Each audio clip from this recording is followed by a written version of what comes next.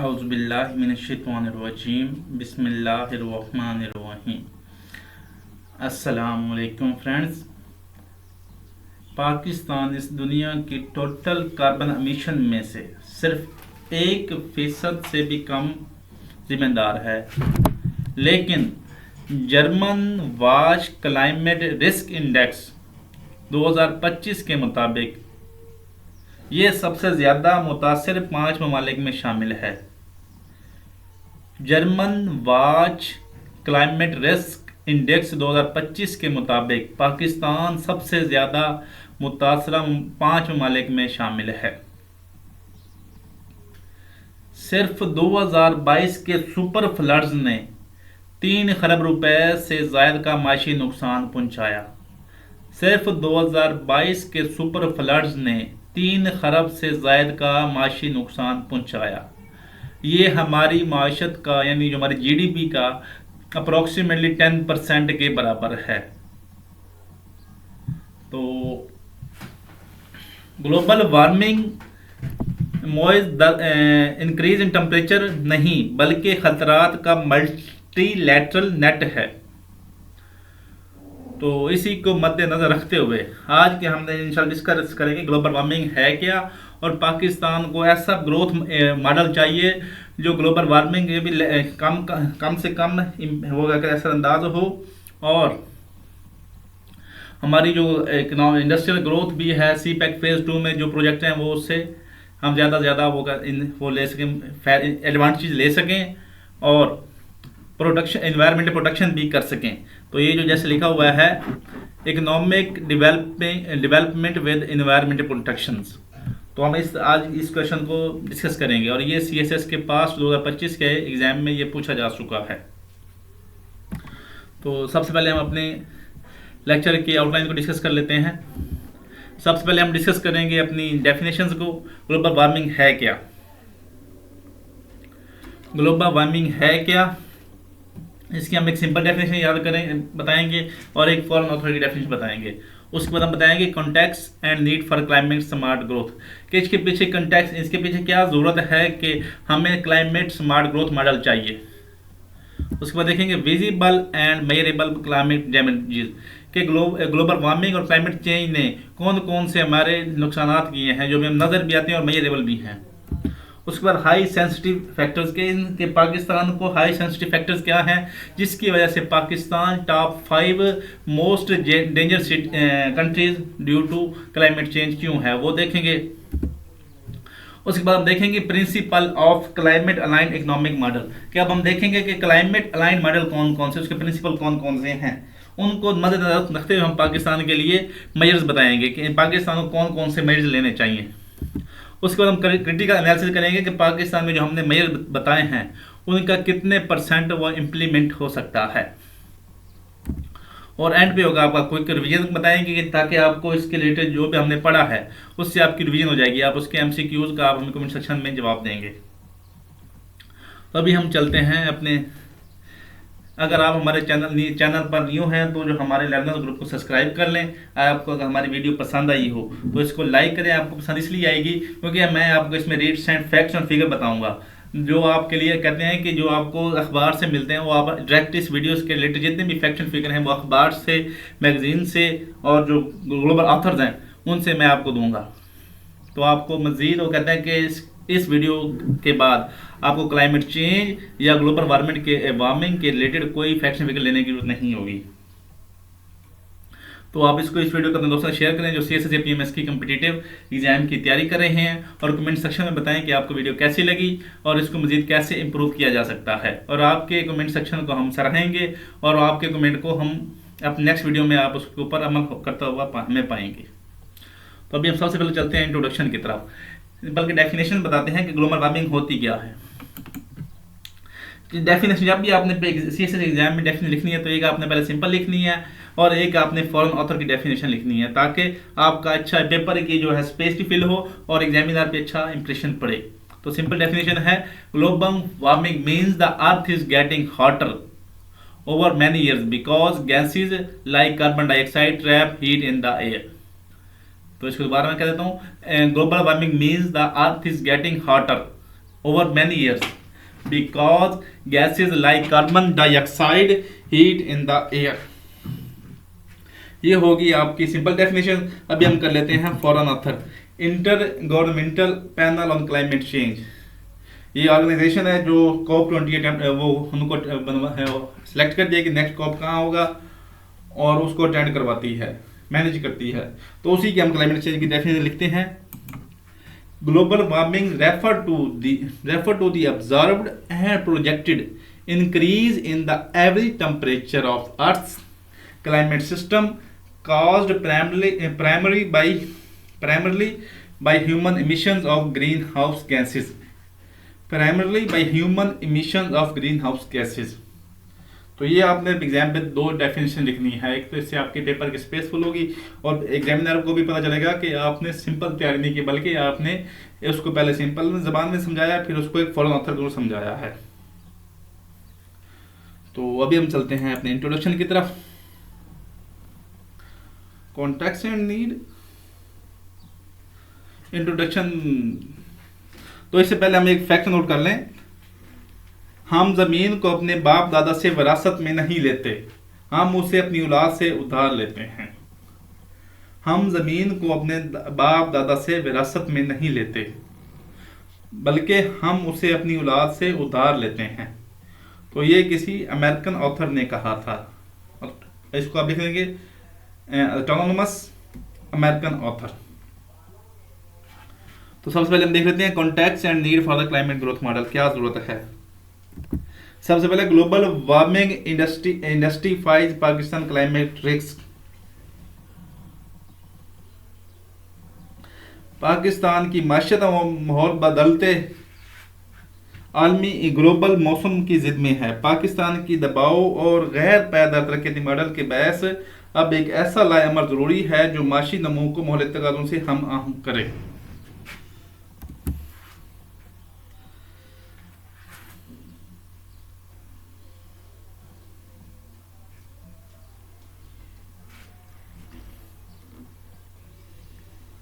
पाकिस्तान के fragile ecosystem demand low carbon policies. हमारा जो है वो इकोसिस्टम जो है फ्रेजाइल है, नाजुक है, क्योंकि यहाँ पाकिस्तान की पहाड़ी, कोस्टल और डेजर्ट इलाके नहायत नाजुक माहौलियाती तवाज़ुन रखते हैं। पाकिस्तान के माउंटेन्स, कोस्टल एरियाज और डेजर्ट्स एरियाज नहायत नाजुक माहौलियाती तवाज़ुन रखते हैं। इस तवाज़ुन को बरकरार रखने के लिए कम कार्बन तवानाई, साफ टेक्नोलॉजी और माहौल दोस्त तरक्याती मंसूबे इंतहाई ज़रूरी हैं। कि पहले वो global warming Pakistan climate risk को बढ़ा रही है, उसके बाद हमारा जो फ्रेजाइल इकोसिस्टम है, इसलिए वो डिमांड करता है कि लो कार्बन पॉलिसीज हों। Green economy links growth with sustainability. Green economy वो मॉडल है जो रोजगार और माशी तरक्की को कुदरती वसाइल के तहफ़्फ़ुज़ के साथ जोड़ता है। लिंक्स विद ग्रोथ सस्टेनेबिलिटी यानी जो माशी तरक्की जो कुदरती वसाइल के तहफ़्फ़ुज़ के साथ जोड़ता है। इसमें रिन्यूएबल एनर्जी, ग्रीन इंफ्रास्ट्रक्चर और क्लाइमेट इन्वेस्टमेंट जो उसके हैं जो हैं पिलर्स हैं, बेसिक पिलर्स हैं। Climate action secure long term prosperity. Climate change का मुकाबला किसी एक मुल्क के बस की बात नहीं। ग्लोबल पार्टनरशिप, टेक्नोलॉजी की मुंतकली और फाइनेंशियल कॉपरेशन के बगैर पाकिस्तान के लॉन्ग टर्म खुशहाली और माहौलियाती तहफ़्फ़ुज़ के अहदाफ हासिल नहीं किए जा सकते। आलमी शराकतदारी, टेक्नोलॉजी की मुंतकली और माली तामुन के बगैर पाकिस्तान के जो लॉन्ग टर्म प्रॉस्पेरिटी है वो हासिल नहीं किया जा सकता। इसके लिए क्या करना चाहिए पाकिस्तान को, पहले तो ये ग्लोबल पार्टनरशिप बनाए, उसके बाद टेक्नोलॉजी जो उनके पास लेटेस्ट टेक्नोलॉजी उसको ट्रांसफ़र करे पाकिस्तान में, और जो उसके फाइनेंशियल वो क्या था, एक लॉस डैमेज फंड था, वो पाकिस्तान पे लगाया जाए। Global cooperation essential for adaptation के अडॉप्टेशन जो एक्शंस हैं उनके लिए ग्लोबल कोऑपरेशन ज़रूरी है पाकिस्तान को क्यों चाहिए नीड क्लाइमेट स्मार्ट गवर्नमेंट। पहले तो हमारी क्लाइमेट रिस्क बढ़ाया हुआ है, उसके बाद हमारा टेम्परेचर गर्मी नाकाबिले बर्दाश्त है, फ्रेजाइल हमारा इकोसिस्टम है, ग्रीन इकोनॉमी क्या होती है ये हमने बता दिया। Pakistan ranks amongst the top 1% most climate vulnerable action despite contributing less than global emissions. अभी हम देखते हैं कि visible and measurable climate damages. कि क्लाइमेट चेंज की वजह से और ग्लोबल वार्मिंग की वजह से हमारे पास हमें कौन कौन सी डैमेजेस पहुंच चुके हैं। जो सबसे पहला जो है वो है rising sea level threatening coastal zones. Karachi Pakistan के रिलेटेड है। कराची और ठट्ठा के जो कोस्टल एरियाज हैं समंदर की बढ़ती सतह से शदीद खतरात में हैं, जिससे ज़राई ज़मीन और लाखों अफराद की ज़िंदगी मुतासिर हो रही है। कराची और ठट्ठा के जो कोस्टल एरियाज हैं समंदर की बढ़ती सतह से शदीद खतरात में हैं, जिससे ज़राई ज़मीन और लाखों अफराद की ज़िंदगी मुतासिर हो रही है, यानी उनको खतरात हैं। तो फैक्ट नोट कर लें आप। Sea level along Karachi coast rising 1.6 mm per year. Sea level along Karachi coast rising 1.6 mm per year. तो ये कौन दे रहा है? ये NOAA 2024 की रिपोर्ट है। NOAA 2024 की रिपोर्ट है। दूसरा, glacier melt causing floods and GLOFs. Himalaya और कराकोरम के ग्लेशियर्स की तेजी से पिघलने से अचानक झील के शिगाफ और तबाहकुन सैलाब आम हो रहे हैं, जो वादियों और जो हाइड्रो पावर प्रोजेक्ट्स मंसूबों के लिए खतरा हैं। जो कोई हिमालय और कराकोरम के ग्लेशियर्स की तेजी से पिघलने से अचानक झील के शिगाफ यानी जो GLOF शिगाफ और तबाहकुन सैलाब पाकिस्तान में आम हो रहे हैं, जो वादियों और हाइड्रो प्रोजेक्ट्स जो बिजली से पानी से बिजली बनाते हैं उनके लिए खतरा हैं। तो इसका फैक्ट नोट कर लें आप। Pakistan hosts 7,000 plus glaciers melting at double global rate. Pakistan host 7,000 plus glaciers melting at double global rate. तो ये किसने फैक्ट कोड है? ये ICIMOD 2024 की रिपोर्ट है। उसके बाद है reduce crop yield and food insecurity. गर्मी, खुशहाली और गैर मुतवक्का यानी अनएक्सपेक्टेड बारिशों ने गंदम और चावल की पैदावार कम करके ग़िज़ाई सलामती को बराह रास्त खतरे में डाल दिया है। पाकिस्तान में जो गर्मी है, खुशहाली है और गैर मुतवक्का बारिशें ने गंदम और चावल की पैदावार कम कर दी है, जिससे हमारी जो फूड सिक्योरिटी है वो बराह रास्त इफेक्ट हो रही है। तो इसका फैक्ट नोट कर लें आप। वीट आउटपुट फिल यानी कम हुई है 7% in 2024 due to heat stress in Pakistan. Wheat output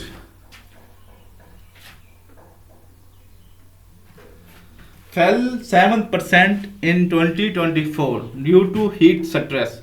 ये कौन कह रहा है? ये फूड एंड एग्रीकल्चर ऑर्गेनाइजेशन कह रही है। उसके बाद है several drafts and fresh water scarcity. सूबा सिंध और बलूचिस्तान में पानी की कमी और शदीद खुशहाली यानी ड्राफ्ट्स ज़राअत और पीने के पानी की फराहमी को मफलूज कर रहे हैं, इनको ख़त्म कर रहे हैं। सूबा सिंध और बलूचिस्तान में पानी की कमी और शदीद खुशहाली यानी सेवरल ड्राफ्ट्स ज़राअत और पीने के पानी की फराहमी को मफलूज कर रहे हैं।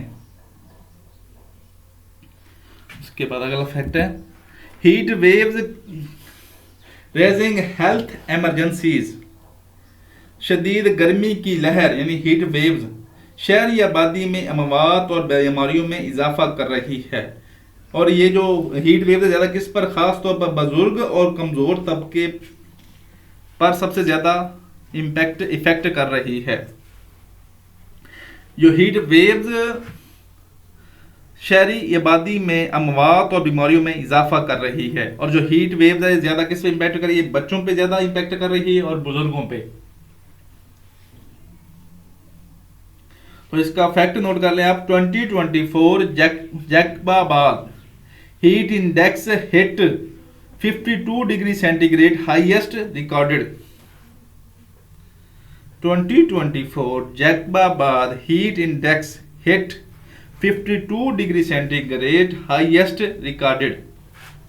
ये हो गया हमारे ग्लोबल वार्मिंग की वजह से जो है visible and measurable climate damages हैं।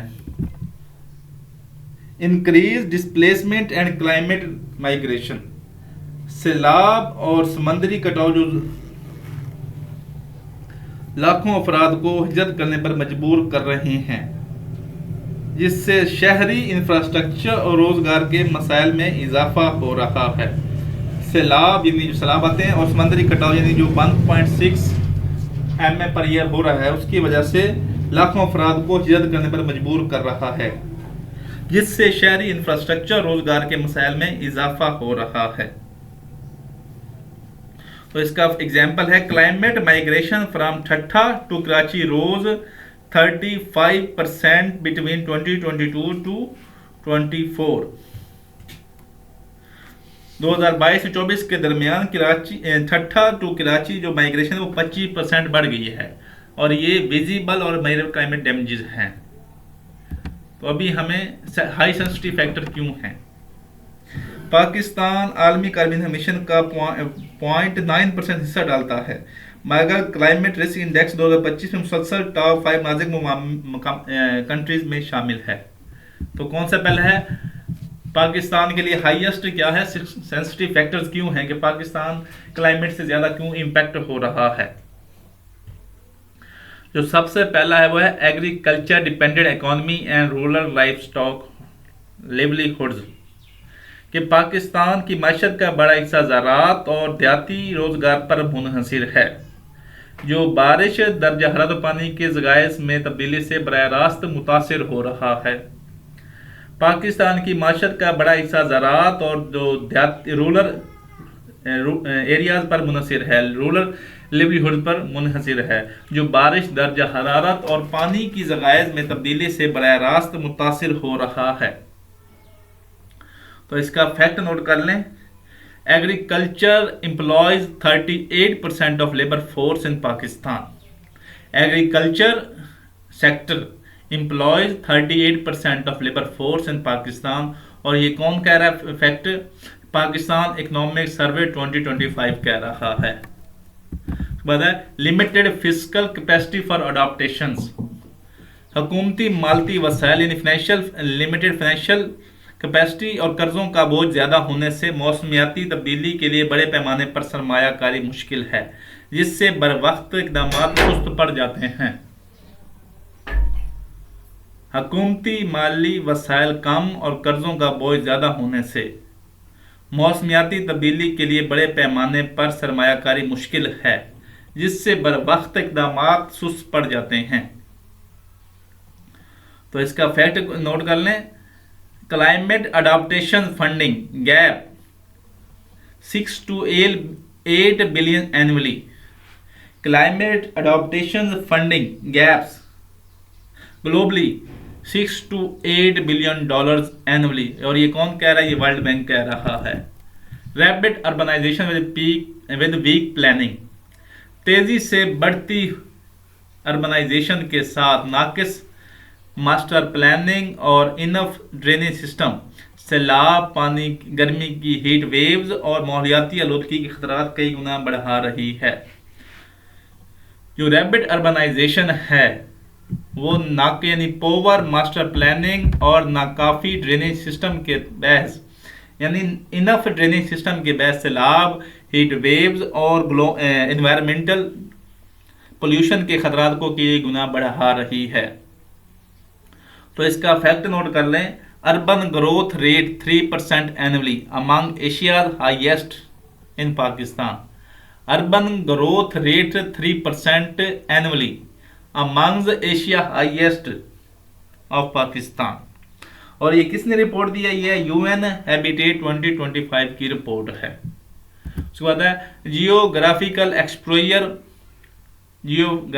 Exposure to extreme events. Pakistan की जो जियोग्राफिकल पोजीशन, उसे ग्लेशियर पिघलाव यानी ग्लेशियर की मेल्टिंग, कोस्टल एरिया की जो है कटाव यानी जो समंदर है वो कटाव कर रहा है, जंजले और तूफानी बारिश जैसे शदीद मौलियाती खतरात का बराह रास्त निशाना बनाती है। पाकिस्तान का जो जियोग्राफिकल पोजीशन है वो उसको एक्सट्रीम इवेंट्स के लिए उसको निशाना बनाती है। तो एक्सट्रीम इवेंट्स कौन कौन से हैं? पहला तो है ग्लेशियर जो है वो पिघल रहे हैं तेजी से, डबल, पीछे हमने पढ़ा है, डबल स्पीड से पिघल रहे हैं। उसके बाद जो कोस्टल एरियाज की है वो समंदर, जो कोस्टल एरियाज हैं वो समंदर उनको कटाव कर रहा है 1.6 mm/ईयर के हिसाब से। उसके बाद जंजले हैं, उसके बाद जो वो साइक्लोन्स हैं, उसके बाद इरिटेटेड वो हैं, अनएक्सपेक्टेड रेंज हैं, वो खतरात हैं। तो ये हो गया आपका हाई सेंसिटिव फैक्टर्स क्यों हैं। अभी हम देख लेते हैं कि क्लाइमेट अलाइंड इकोनॉमिक मॉडल के प्रिंसिपल कौन कौन से हैं। पहले मैं बता दूं आप, पहले हमने क्या डिस्कस किया है? पहले हमने डिस्कस किया है कॉन्टेक्स्ट, ये क्या क्यों जरूरी है कि Pakistan climate aligned economic model अपनाए, उसके लिए क्या कॉन्टेक्स्ट है और ज़रूरत क्यों है। ठीक है, उसमें से आपने हमें कोई से 3 पॉइंट्स बताए कि पाकिस्तान ने क्यों, उसका इकोसिस्टम खराब है या उसका वो कहते हैं वो, इससे मैंने पीछे बताया, आपने उसमें से कोई 3 बतानी है। उसका फिर मैंने बताया है कि ग्लोबल वार्मिंग की वजह से पाकिस्तान के कौन से विजिबल और मेजरेबल इम्पैक्ट्स आ चुके हैं, डैमेजेस हैं, उनमें से आपको हमें 3 बताएंगे कमेंट सेक्शन में। उसके बाद हमने डिस्कस किया है कि हाई सेंसिटिव फैक्टर्स क्यों हैं, कि पाकिस्तान पे ही ज़्यादा क्लाइमेट चेंज का इम्पैक्ट आ रहा है और पाकिस्तान 0.9% जो है वो ऐड करता है कार्बन एमिशन का, लेकिन उसको टॉप 5 में क्यों डैमेजेस कंट्री करार दिया गया, उसके सही सेंसिटिव फैक्टर क्यों हैं। तो वो उनमें से आपने कोई हमें 3 सेंसिटिव फैक्टर्स बताने हैं। उसमें डिपेंडेंट वो इकॉनमी हमारी जो है वो ज़्यादा डिपेंडेंट इकॉनमी है, हमारा जो जियोग्राफिकल पोजीशन है, या इस तरह जो भी है, मैंने अभी पीछे 4 पढ़ाए हैं, उनमें से आपने कोई से 3 आपने हमें कमेंट सेक्शन में बताने हैं। इस तरह वो आपकी रिवीजन होती रहेगी।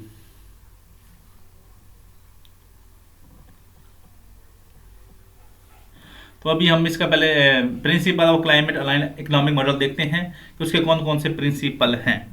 और पाकिस्तान में माशी तरक्की को माहौलियाती यानी इन्वायरमेंटल प्रोटेक्शन के साथ जोड़ना अभी तक सियासी तरजीह नहीं है।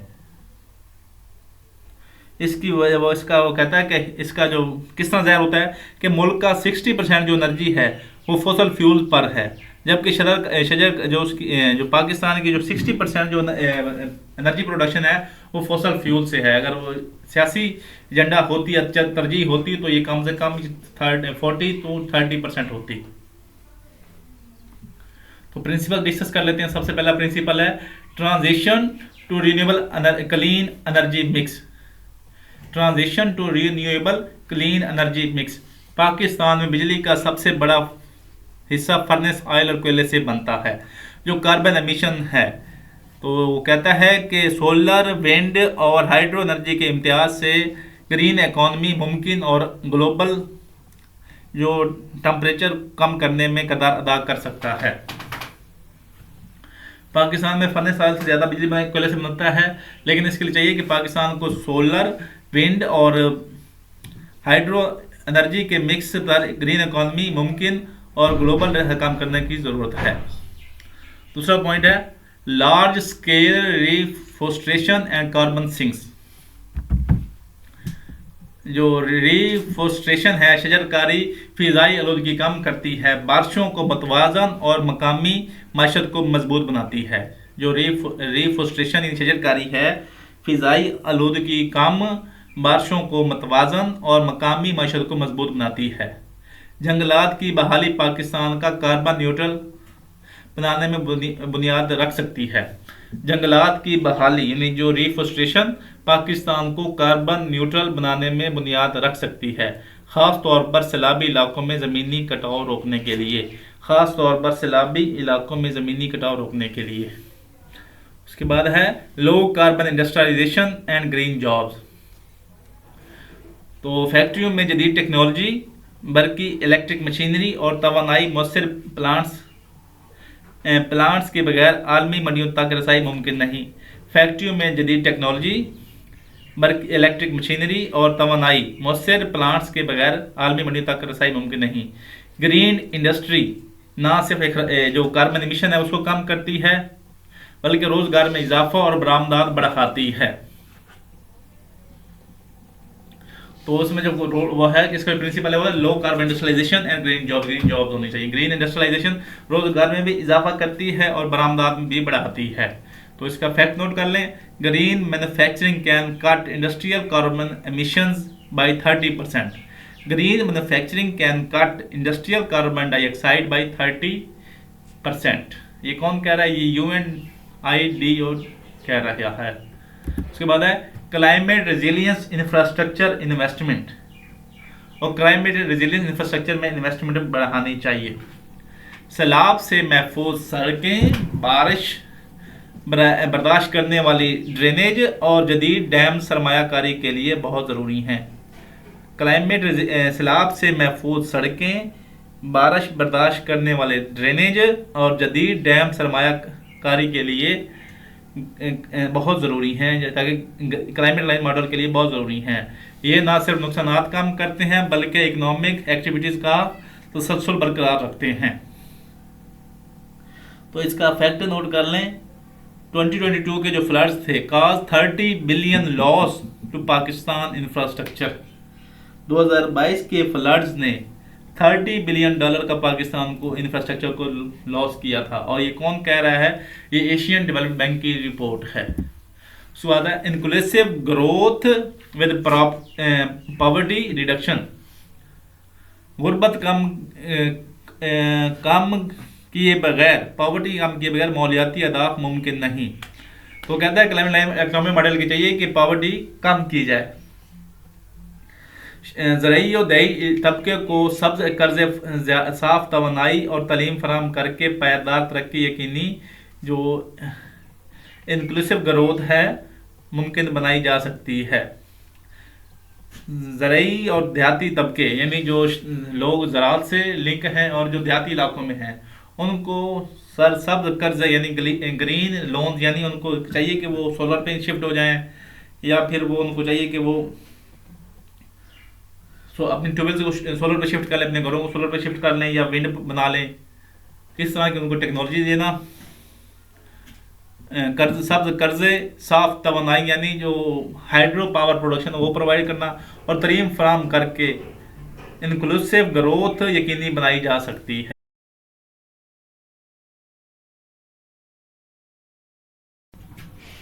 अभी हम डिस्कस करेंगे कि पीछे हमने डिस्कस किए हैं principles of climate align growth model. तो उसमें से हम डिस्कस करेंगे पाकिस्तान के लिए कौन कौन से पाकिस्तान को एक्शन लेने चाहिए। सबसे पहला है carbon pricing and green tax incentives. Carbon पर टैक्स और माहौल दो संतों के लिए मरहत ग्रीन सरमायाकारी बढ़ाते हैं।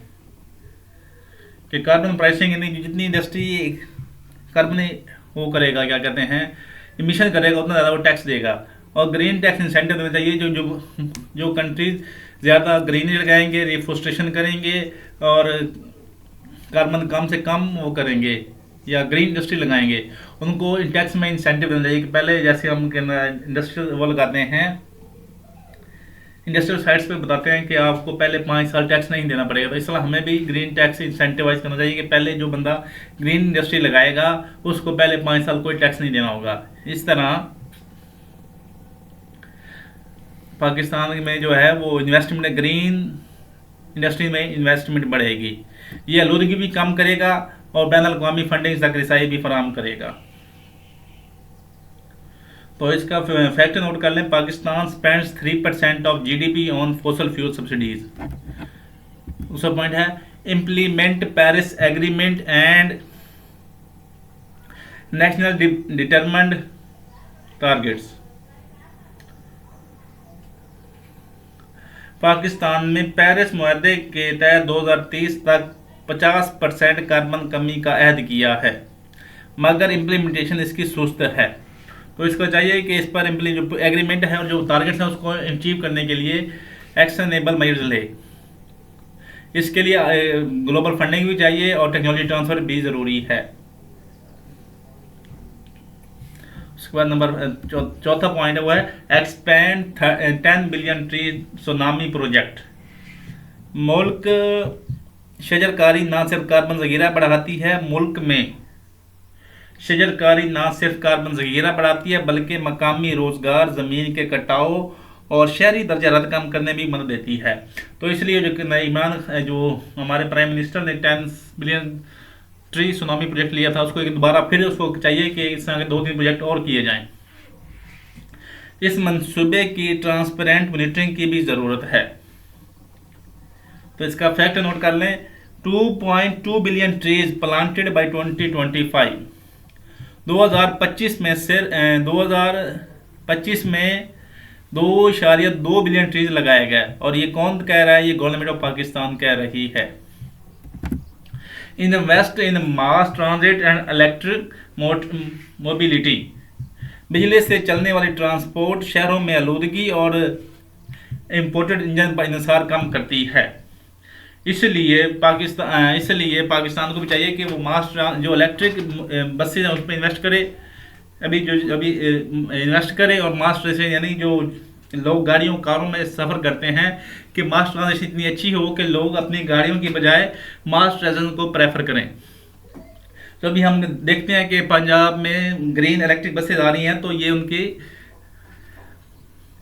एक ग्रीन इन्वायरमेंट की तरफ एक अच्छा स्टेप है। तो इसका फैक्ट नोट, बड़े शहरों में इलेक्ट्रिक बसें और मेट्रो नेटवर्क फौरी ज़रूरत है।